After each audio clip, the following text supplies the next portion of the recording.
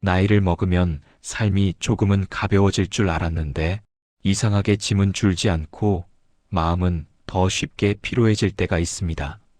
눈에 보이는 짐뿐 아니라 책임, 관계, 미련, 후회 같은 것들이 어깨에 켜켜이 쌓여 있는 느낌이 들 때가 있지요.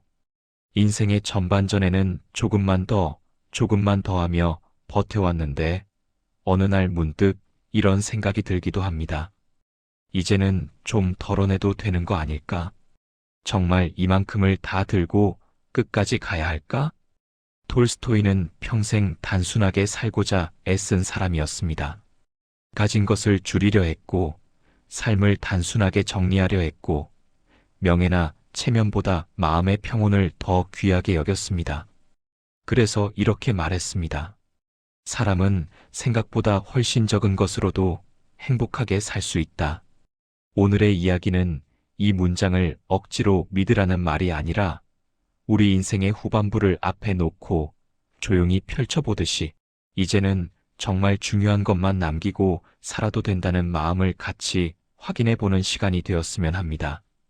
이미 여기까지 잘 살아오신 당신이 남은 시간만큼은 조금 더 가벼운 걸음으로 조금 더 편안한 마음으로 걸어가실 수 있도록요.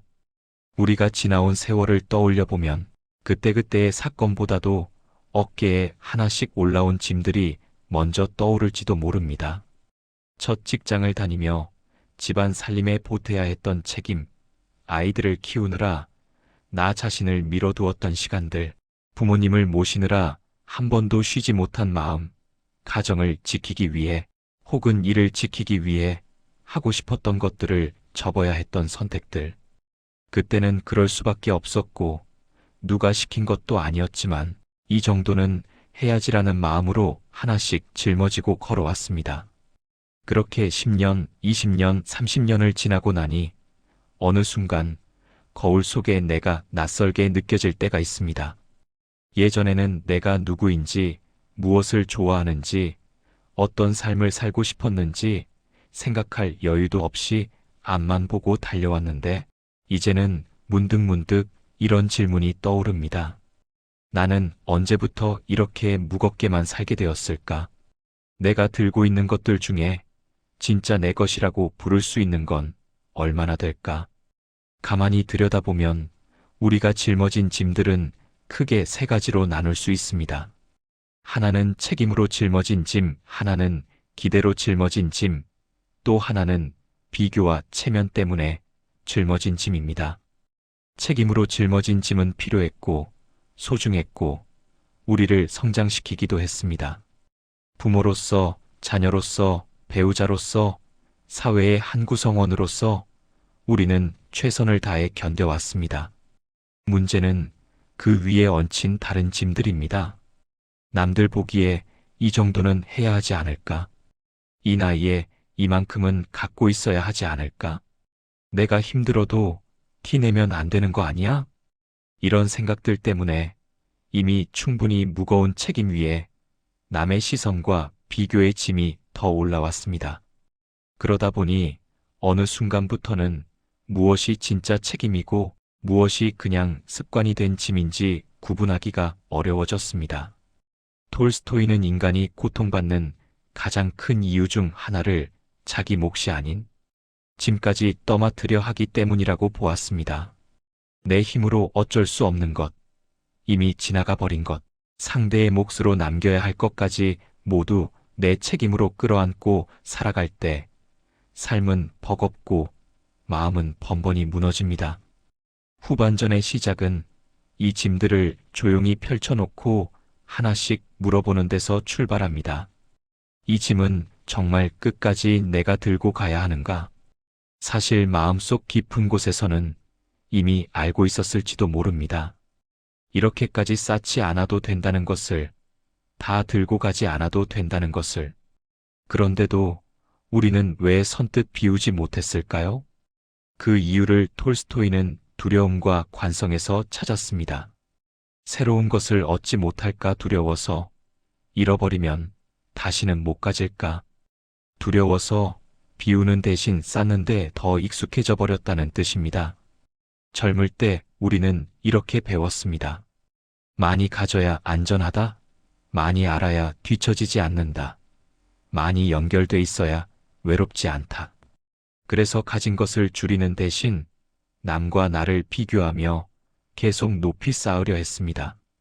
집, 통장, 자식의 성취, 사회적 위치, 심지어는 추억과 인정까지. 그런데 이상하게도 쌓으면 쌓을수록 불안은 더 커졌습니다.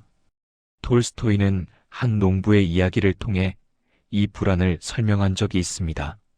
더 넓은 땅이 필요하다며 욕심을 내던 농부는 하루 종일 달려 돌아와 자기 땅으로 만들 수 있는 거리를 재다가 결국 쓰러져 죽습니다.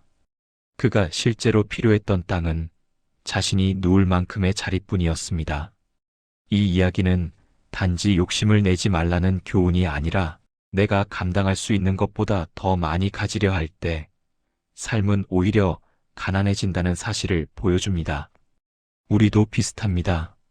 실제로 삶을 지탱해 준 것은 그리 많지 않았을지 모릅니다.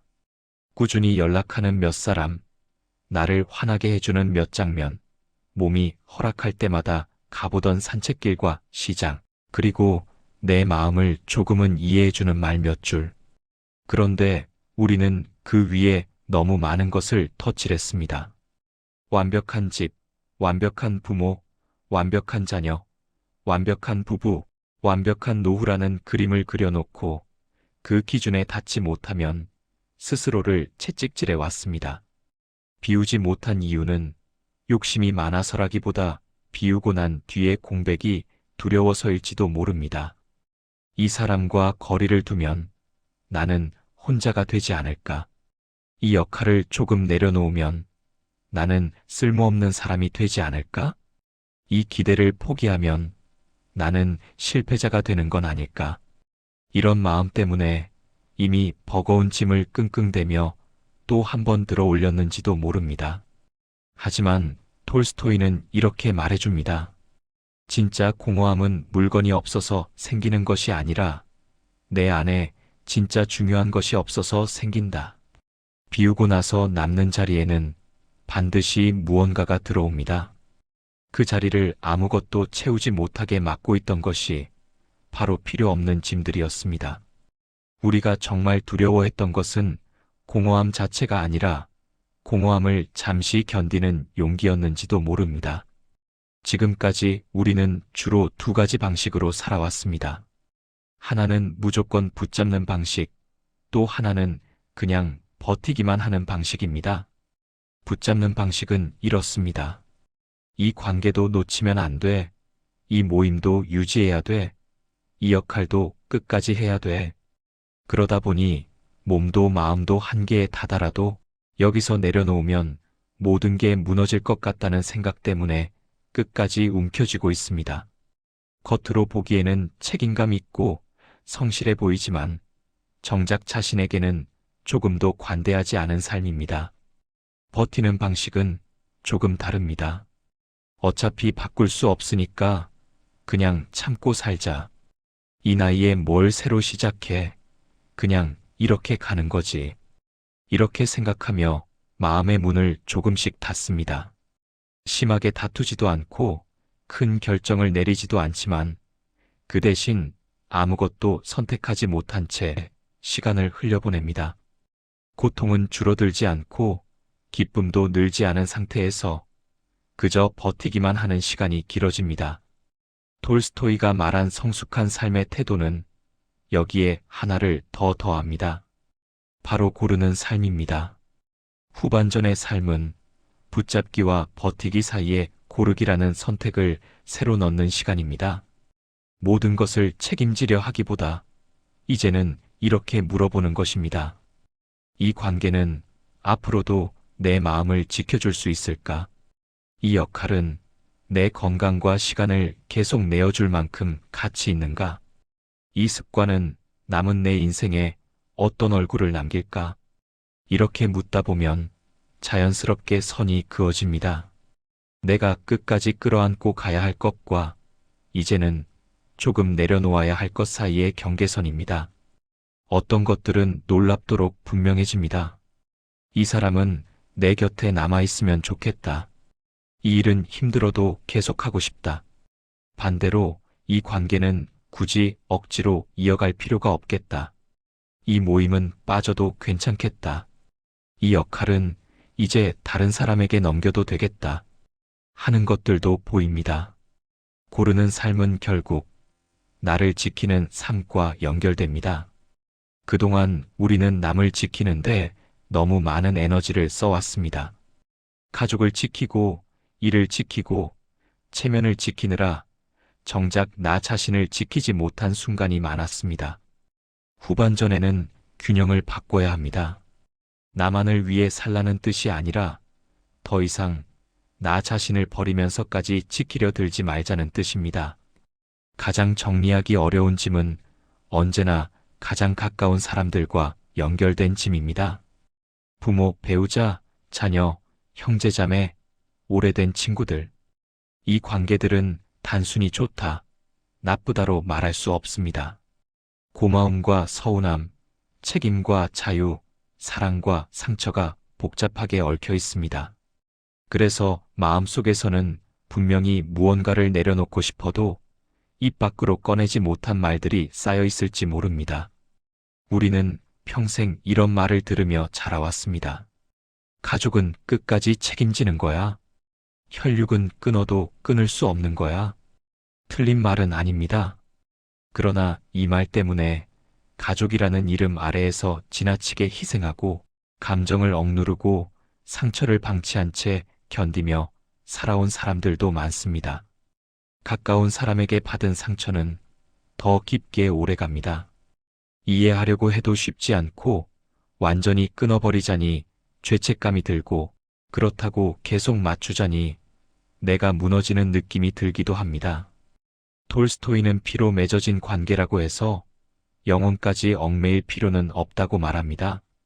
가족은 소중하지만 가족이 내 삶의 전부가 되어서는 안 된다는 뜻입니다. 인생 후반전에서 우리는 가족과 나 사이의 건강한 거리를 새로 조정할 필요가 있습니다.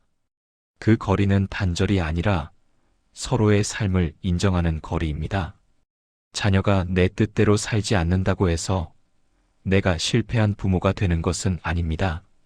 배우자가 내 마음을 완벽히 이해해주지 않는다고 해서 내가 사랑받지 못한 인생이 되는 것도 아닙니다. 형제자매와의 관계가 예전 같지 않다고 해서 내 삶 전체가 잘못된 것도 아닙니다. 오히려 후반전의 지혜는 이렇게 말합니다. 나는 나의 삶을, 당신은 당신의 삶을 살아야 한다. 서로의 삶을 존중하되 서로의 삶을 대신 살지는 않겠다. 가족을 위해 기꺼이 내어준 시간과 정성은 이미 충분히 값졌습니다. 이제는 그 사이에 작게나마 나를 위한 자리를 만들어야 합니다. 자녀가 다 컸다면 그들의 삶을 그들에게 돌려주고 나는 나에게 남은 시간을 돌려주는 일, 배우자의 삶을 온전히 책임지려 하기보다 당신의 선택도 존중하지만 나의 선택도 존중받고 싶다고 조용히 선을 긋는 일, 이 선들이 모여 한 사람의 후반전을 조금씩 가볍게 만들어줍니다. 우리는 평생 좋은 사람이 되려고 애쓰며 살아왔습니다. 남에게 피해주지 않고 웬만하면 참아주고 싫다는 말 대신 괜찮다고 말하고 거절 대신 내가 조금 더 힘을 내는 것을 선택해왔습니다. 그래서 주변에서는 이렇게 말했을지도 모릅니다. 그 사람 참 착해. 그분은 성품이 참 좋아. 그 말이 고맙기도 하지만 가끔은 이런 생각이 스쳐 지나갈 수 있습니다. 그런데 정작 나는 나에게 얼마나 착했을까? 톨스토이는 양심을 중시한 사람이었지만 동시에 스스로에게 잔인하게 굴지 말라고 말했습니다. 남들에게 좋은 사람이 되기 위해 자기 삶을 끝없이 소모하는 것은 진정한 선이 아니라 자기 파괴에 가깝다고 보았습니다. 착하게 사는 것과 나답게 사는 것은 충돌할 때가 많습니다. 남들이 보기에는 좋은 선택이지만 나를 완전히 지치게 하는 선택도 있고, 남들이 이해하지 못하더라도 나를 살리는 선택도 있습니다. 인생 후반전의 질문은 이렇게 바뀌어야 합니다. 나는 좋은 사람인가? 에서 나는 나답게 살고 있는가? 로 여기서 말하는 나답게는 이기적이라는 뜻이 아닙니다. 내 마음의 소리를 조금 더 들어주는 것, 지나치게 내 몫을 포기하지 않는 것, 스스로를 함부로 대하지 않는 것을 의미합니다. 누군가에게 도움을 줄 때에도 내가 완전히 무너지지 않을 선까지 돕는 연습, 부탁을 받았을 때에도 내가 지금 이것을 감당할 수 있는가를 먼저 묻는 습관, 이런 작은 변화들이 모여 후반전의 삶을 덜 후회하게 만들어줍니다. 톨스토이는 말합니다. 남의 마음에 좋은 사람으로만 남으려 하지 말고 자신의 마음에 떳떳한 사람으로 남으라. 남들은 나를 다 알지 못합니다. 내가 어떤 밤을 지나왔는지, 어떤 마음으로 버텨왔는지, 얼마나 많이 참고 양보하며 살았는지 끝까지 이해하는 사람은 많지 않을 것입니다. 그렇다면 최소한 나만큼은 내 편이 되어야 합니다. 이제라도 늦지 않았습니다. 나는 오늘 나를 위해 무엇을 하나 선택할 수 있을까? 오늘 하루 나를 조금 덜 지치게 만들 선택은 무엇일까? 이 질문을 하루에 한 번만이라도 떠올려 본다면 인생 후반전은 어제와는 조금 다른 얼굴을 우리에게 보여줄 것입니다. 우리가 느끼는 무거움의 큰 부분은 사실 비교에서 온 피로입니다. 우리는 평생 비교 속에서 살아왔습니다. 젊을 때는 공부와 일로, 중년에는 자녀와 집과 지위로, 지금은 건강과 노후의 모습으로 비교합니다. 누구는 자식이 잘 됐다고 하고, 누구는 손주 자랑을 하고, 누구는 여전히 활동적이고, 누구는 풍족한 노후를 보내는 것처럼 보입니다. 그런 이야기들이 들려올 때 나도 모르게 내 삶을 가늠하게 됩니다. 나는 무엇을 내세울 수 있을까? 나는 왜 이렇게 초라하게 느껴질까? 하지만 톨스토이는 인간의 불행이 자기 삶을 살지 못하고 남의 삶을 기준으로 삼을 때 커진다고 말했습니다. 인생은 애초에 출발선도, 걸어온 길도, 짊어진 짐도, 가진 몸도, 타고난 성격도 다 다릅니다. 그 다른 길들을 두고 단 하나의 기준으로 줄 세우는 순간, 누구는 꼭 위에 있어야 하고, 누구는 꼭 아래에 있어야만 합니다. 그 사이에서 우리는 불필요한 열등감과 우월감 사이를 오가며 마음의 에너지를 낭비합니다. 후반전의 삶에서 비교는 이제 슬슬 손을 놓아야 할 영역입니다. 남의 후반전을 구경하느라 내 후반전을 놓치지 않기 위해서입니다.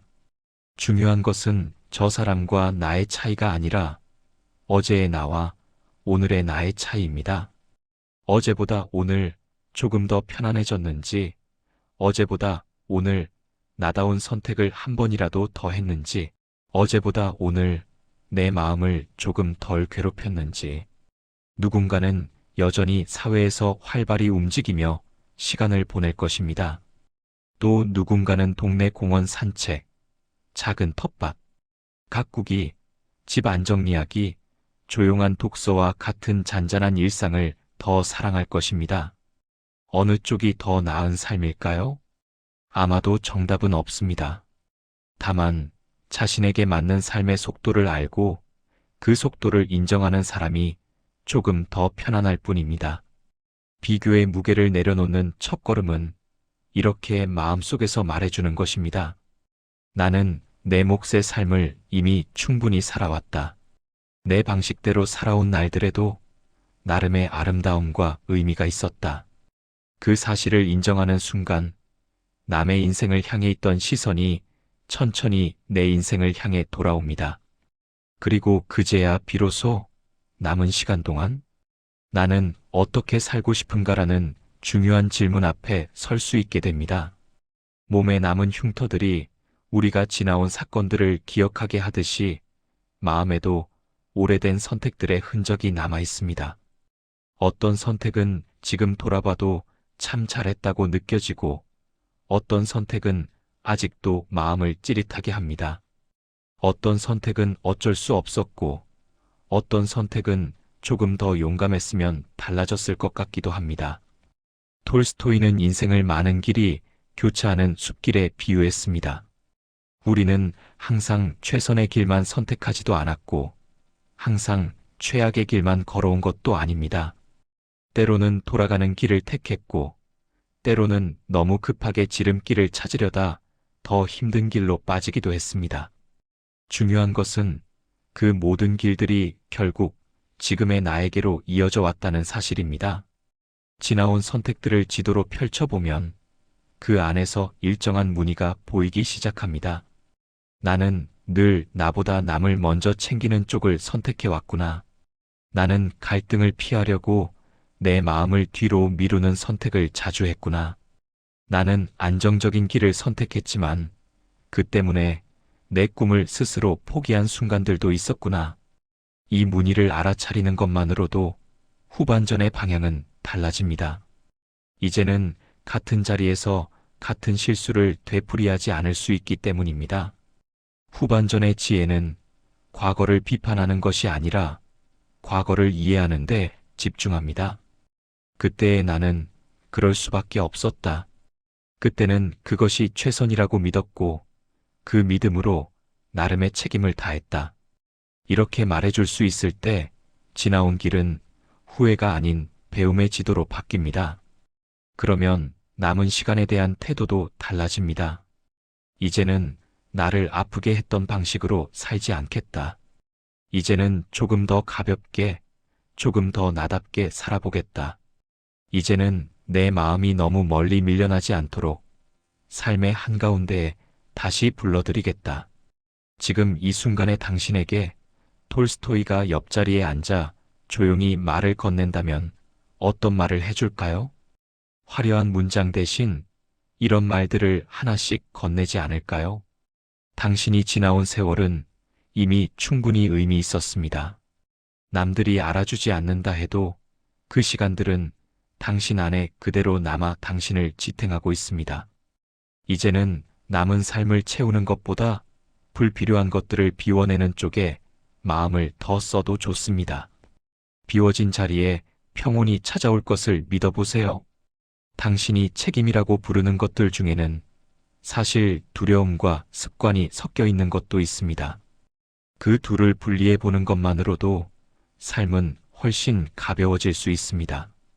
당신이 붙잡고 있는 사람, 역할, 기대들 중에서 오늘이라도 조금 내려놓을 수 있는 것이 있다면 하나만 골라보세요. 그 하나를 놓는 순간 마음의 숨통이 조금은 트일지도 모릅니다. 완벽한 삶이 아니어도 괜찮습니다. 당신이 매일의 삶 속에서 한두 번 이건 참 좋다라고 느낄 수 있다면 그 삶은 이미 충분히 소중한 삶입니다. 이제 오늘 이야기를 마무리하며 조용한 다짐을 몇 가지 마음속에 새겨보셔도 좋겠습니다. 소리내어 말하지 않아도 괜찮습니다. 그저 듣기만 하셔도 됩니다. 나는 그동안 너무 많은 것을 짊어지고 살아왔습니다. 이제는 조금 덜어내며 살아가도 괜찮습니다. 나는 더 이상 내 몫이 아닌 짐까지 떠안지 않겠습니다. 내가 감당할 수 있는 책임과 그렇지 않은 책임을 구분해 가겠습니다. 나는 남의 시선보다 내 마음의 평온을 조금 더 소중히 여기겠습니다. 좋은 사람으로만 보이려다 나를 잃어버리는 선택은 줄여가겠습니다. 나는 가족을 사랑하지만 가족 때문에 나를 완전히 잃어버리지는 않겠습니다. 서로의 삶을 존중하는 거리를 지켜가겠습니다. 나는 남들과 비교하며 나를 깎아내리지 않겠습니다. 이미 나는 나만의 속도로 나만의 길을 버텨온 사람입니다. 나는 남은 인생을 채우는 데만 애쓰지 않고 비우고 정리하는 데에도 용기를 내보겠습니다. 인생 후반전에는 정말 중요한 것만 남겨도 충분하다는 사실을 기억하겠습니다. 오늘도 여기까지 와주신 당신의 마음에 이 말이 조용히 머물렀으면 합니다. 인생 후반전에는 정말 중요한 것만 남기면 됩니다. 그것이면 당신의 삶은 이미 충분히 괜찮은 삶입니다. 그리고 그 삶을 살아가는 당신 역시 생각보다 훨씬 단단하고 생각보다 훨씬 따뜻한 사람입니다.